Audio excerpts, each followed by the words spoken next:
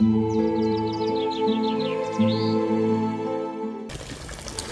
l'eau qui coule à flot, c'est une habitude qui nous arrive souvent quand nous prélevons la ressource sans prendre le soin de fermer le robinet. Un bon écolo doit prendre d'abord le temps de fermer le robinet juste après avoir prélevé la ressource. Aujourd'hui donc, on s'intéresse à une thématique préoccupante, le gaspillage de l'eau, puisque l'eau n'est pas une ressource inépuisable. Bienvenue dans le second numéro de votre magazine, La Minute de l'écolo.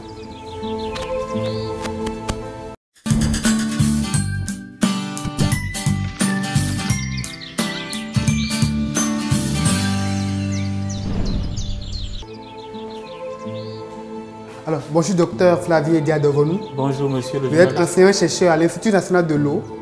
L'eau est-elle une ressource inépuisable? L'eau n'est pas une ressource inépuisable. Les ressources en eau, avec le temps, tarissent. La preuve, il y a des sources d'eau qui ont disparu, il y a des lacs qui ont disparu, il y a des fleuves qui ont disparu. Donc l'eau n'est pas une ressource inépuisable. Mais que faire pour éviter que cette ressource ne disparaisse un jour? Alors pour que cette ressource ne disparaisse pas un jour, il faut faire ce que nous appelons la gestion rationnelle de la ressource. Il faut la préserver au maximum. Il faut limiter le gaspillage et il faut penser au recyclage dans la mesure du possible de la ressource. À la maison, j'ai un robinet. Alors je prélève la ressource, que faut-il faire après? Dès que je prélève la ressource, le premier réflexe, c'est de fermer le robinet pour que l'eau ne se gaspille pas dans la nature, pour que l'eau ne se perde pas dans la nature. Parce qu'une eau polluée est une eau difficile à réutiliser. Alors pour ceux qui n'ont pas de robinet, de quelle manière on peut protéger cette ressource? Pour ceux qui n'ont pas de robinet, de quelle manière protéger la ressource? C'est limiter au maximum la pollution de la ressource. La pollution par les polluants chimiques, par les polluants organiques, par les polluants microbiologiques. Nous devons savoir que l'eau est une ressource rare. L'eau est une ressource vitale. Sans eau, pas de vie. Je dis souvent, il est plus facile de dissoudre un morceau de sucre dans un verre d'eau que de le retirer. Cela veut dire quoi? Que nous n'allons pas à la pollution de la ressource en eau, car la dépollution est très compliquée.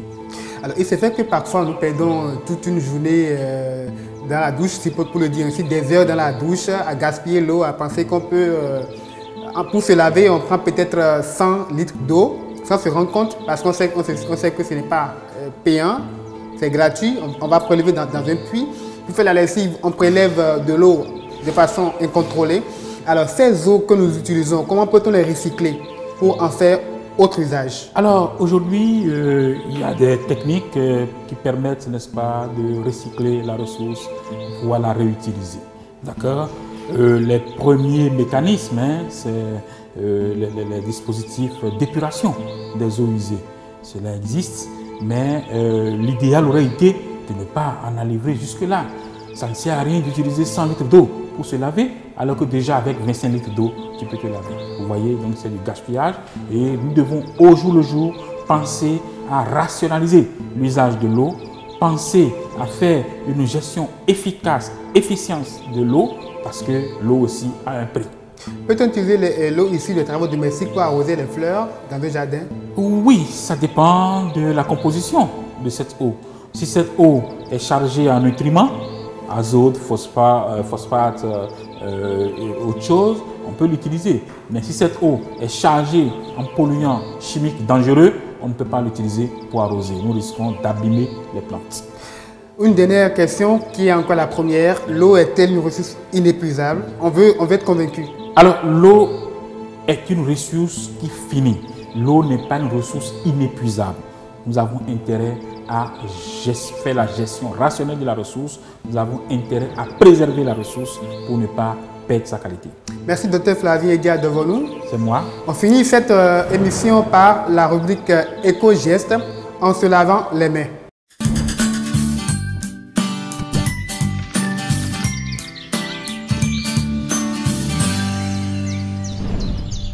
On appuie la pédale pour sortir le savon et on se lave la main.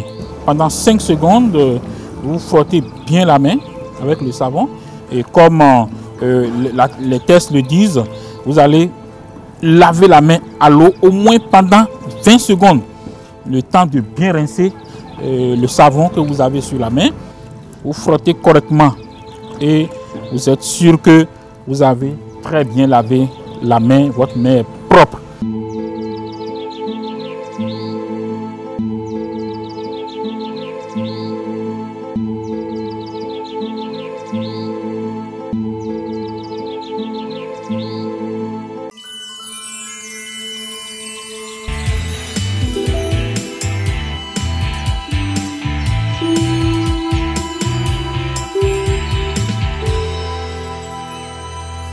Thank you.